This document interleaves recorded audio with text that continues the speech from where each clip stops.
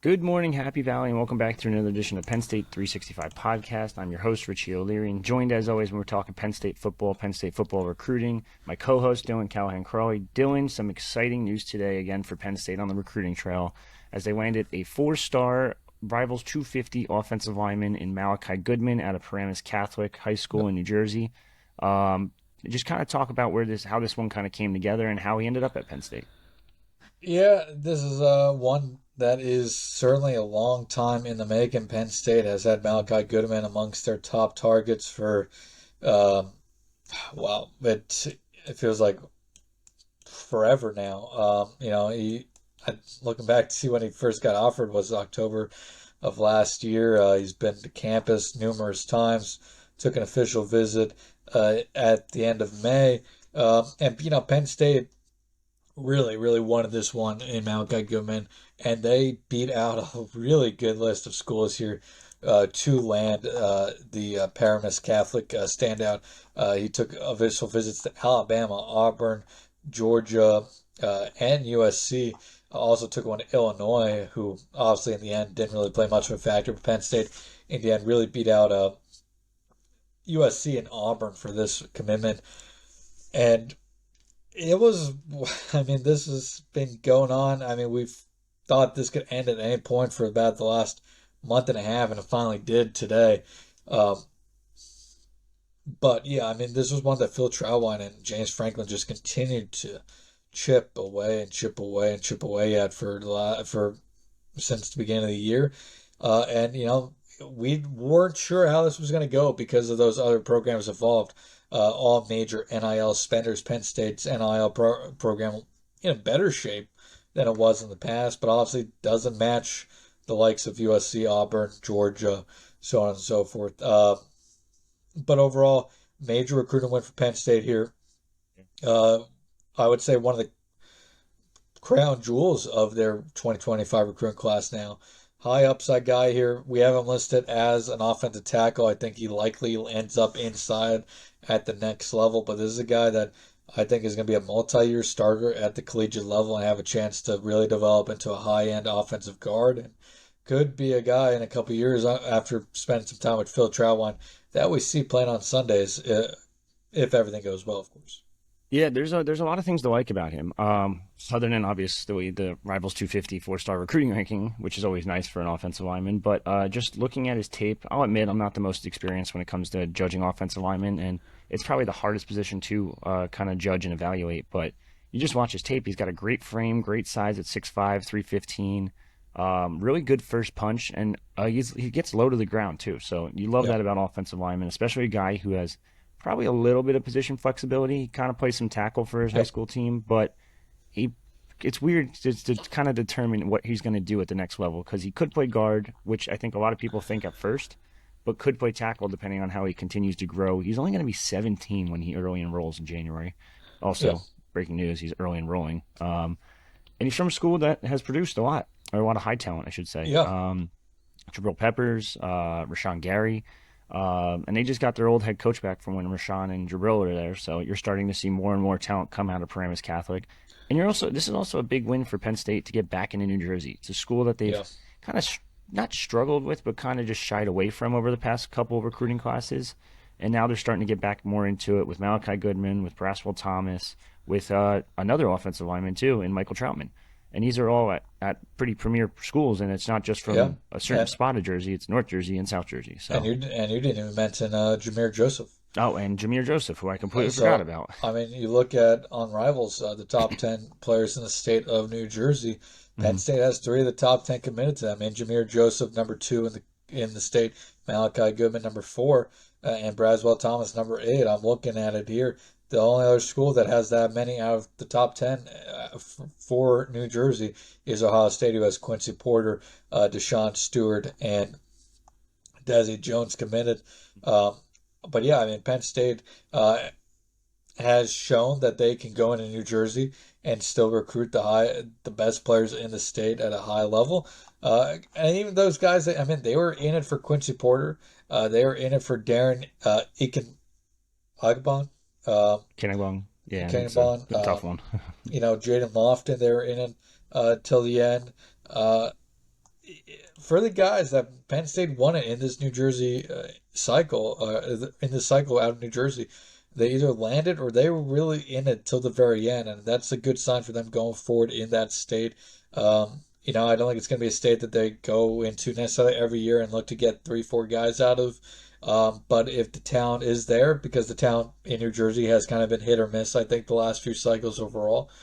But if the talent is there, Penn State has definitely has the ability to go in there and recruit at a high level, just like they do, in the DMV, in New York, and even to a degree in Ohio and some of the other surrounding Yeah, areas.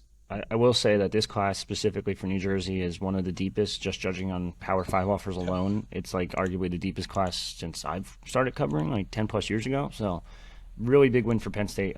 Again, the offensive lineman and Malachi Goodman also is kind of the crown jewel, like you said before, of that offensive line class. Yes. It also gives them a class that I said in our last pod I wasn't really too high on, and now you get Malachi Goodman. Now I'm like, all right, it's a pretty solid class. Now you look at it, especially because you got some guys last year, some young guys up and coming. Javon Williams Yeah. is starting to make some noise. I think he's the backup guard currently. Cooper Cousins is a freshman All American per Rivals, per other sites as well, as a true freshman. And you're just keep continuing to bring in more and more talent at that offensive line room. Phil Troutline, if it's gonna be hard to keep him just because of how much talent and how much talent development he's done over the past couple of years. Yeah, I 100% agree. We talked about the last pod, Penn State now between the two cycles in Cooper Cousins, Egan Boyer, and Garrett Sexton, all of those in that 2024 class. And now Maxwell Goodman. I mean, that's four really high upside offensive linemen. The other guys have pretty high upside too, but those four I think are all potential to be multi-year starters for Penn State. And I mean, you look at it, that's four or five potential starting positions with six, and Boyer potentially, at tackles, and then you could put Goodman at guard. You could put Cooper Cousins at guard or center. So they have a really, really nice core for, maybe not 2025, but 2026, 2027, and beyond. Yeah. Now looking at the list, that's number 25 commitment, 25 total commitments for Penn State in this cycle. Believe it bumps them into the top 10 for Rivals recruiting rankings. Are they done now, do you think? Or do you think Uh, you just kind of keep monitoring? I keep monitoring. Also, 14 four-star commitments now, 11, Yeah, it's huge. 11 three-star commitments. I I would say just going to continue to monitor. I'm not necessarily expecting them to go out and add, but obviously they're still pushing for Zahir Mathis, Yeah, Ohio forgot about him. State commitment. So there's a couple guys out there that are kind of floating around that I think, depending on how things go, Penn State would definitely consider adding to their class. I mean, if I know they just obviously picked up Matthew Allen to add to their wide receiver class, but if a Lex Cyrus comes back around in a couple months after South Carolina goes, 5-7 this year, 4-8, uh, does Lex Cyrus, decide to open up his recruitment? Would Penn State take him? That's not something I've asked, but there's those scenarios out there that, Penn State could still add a piece or two to this class, I think, as this cycle progresses. I think as we see in this NIL era, there are going to be kids who maybe just, chose to go further from home or chose to go one place for NIL reasons early on in the cycle. But as, time gets closer to signing, they choose to ultimately look maybe closer home or look elsewhere. And Penn State could be on the beneficial side of recruitment too. It depends how things progress this year, but obviously, still watching that Zahir Mathis recruitment. We'll see how that one continues to develop. It's been a little quiet the last few weeks, but Penn State got a lot of positive momentum on that side of things this summer. Yeah, the Zahir Mathis one I completely forgot about. Someone you definitely have to keep an eye on. It wouldn't shock me if he made it back to campus for one of these game weeks. Maybe not this weekend, but maybe one of them ones in the future. But that's really all we got today. It's kind of a little bit of a shorter episode, more of just kind of an instant reaction because this is a big commitment. This is big Yep. news, and it's Penn State's top offensive line commit now. But yeah, overall, a really good get. Get back in Jersey again. top 4 kid in Jersey, And and I think that's let me see here. One, two, three. Is that's five rivals, six rivals 250 commitments. Tash, is Howard, about right. Coleman, Yeah. Joseph, Dixon, Goodman. Yep. Correct. So Yeah. six rivals 250 commitments, which really good for Penn State there. Yeah. Really good cycle so far for Penn State. They're not 20. necessarily done yet, but if they can get Yep. Zahir Mathis, I mean, everyone was talking about how this might be a top 15, top 20 class. I think it might be top 10 ish, depending on Mathis. Yeah. So, It's Penn State's. Oh, it's always going to be tough for the Nittany Lions to get in mhm. that high to get too much higher because the Nittany Lions do like to you know take some of those higher 3-star guys, maybe that in the recruiting rankings kind of bring you down. But I mean, time and time again, those high 3-star guys for Penn State ultimately end up being some of the biggest difference makers. So can't really fault them for that one.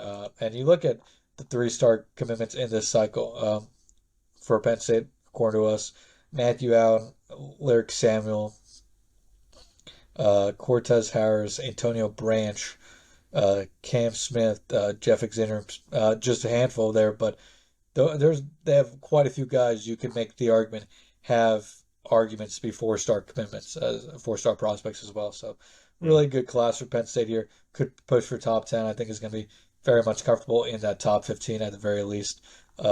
And a great follow up to last year's class, and they're off to a good start in 2026 as well. Yeah. 6 commits, top 3 right now, I think, if I read that That correctly and that's a before. class that absolutely has a chance to be a top 10 Yeah. class, if not higher, next year. Yeah. Between Messiah Mickens, Troy Hahn, they got some big names already. But, yeah, for me and Dylan, that's really it right now. Stay tuned for more on PennState.Rivals.com and the Lions Den forum. If you haven't checked it out already, check it out. It's free if you use the promo code HVI30. Get you 30 days free trial. Check it out. If you don't like it, cancel it. I can't imagine you're not going to like it though. Everyone gets kind of hooked once they're on there. A lot of talk among fans about about the wide receiver room, about the offensive line play, the running game, and whether you think it's good or bad. That's up to you to determine. But yeah, a lot of good talk on there right now. Also, we're sponsored by SeatGeek. SeatGeek, use the promo code Penn State Rivals, one word, $20 off any order. If you're going to Penn State this weekend and you don't have tickets yet, use it. Get $20 off. You going to Penn State the weekend after? Use it again. Just get a new email. That's it. Yeah, I mean, really good opportunity to take advantage of that with Penn State having four straight home games I think that's what it between is, right? 4 straight home games over 5 weeks. Bowling Green this weekend, bye week next week, but Kent State, Illinois, and then UCLA on October 5th before they hit the road and to USC on October 12th, which could be a really exciting matchup, or should be a really exciting matchup on October 12th. Yeah, very excited for that one. So, for me and Dylan, though, that's another episode of the Penn State 365 podcast. Signing off.